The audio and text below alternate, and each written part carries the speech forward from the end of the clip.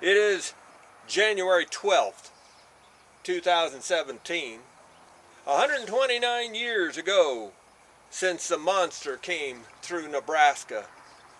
In fact, the monster, well, it was a blizzard. In fact, it's called the children's blizzard. For back then, an awful lot of people homesteaded, small farming, as they moved out and expanded into Nebraska and Kansas. Well, the blizzard came out of the blue. In fact, it was a blue sky that morning and a mild January day. But by noon, the wind had picked up and the clouds had moved in. 50-mile-an-hour winds, and it started to snow, blinding snow. The temperature dropped 47 degrees in 30 minutes, if that tells you anything. It was a nightmare, absolutely. Some of the schools turned them loose early to get home, and they made it. But some of them held the kids for a little bit longer and then turned them loose. And those kids in that blinding snowstorm that you couldn't see your hand in front of your face never made it. They never made it. There were heroes that tried to save the kids.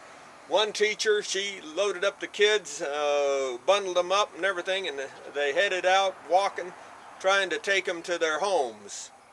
She and they never made it.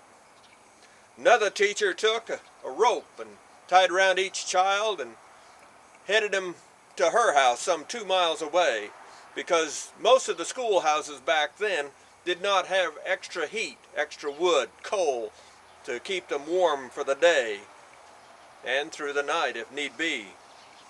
And so they couldn't survive there and they had to head out. Well, she got them there. She got them to her house and they survived. A number of people brought in coal, knowing that they didn't have enough to survive the night. Risk everything to get to their kids, as any parent would do. But it was a devastating thing. Some 300 people died, mostly children.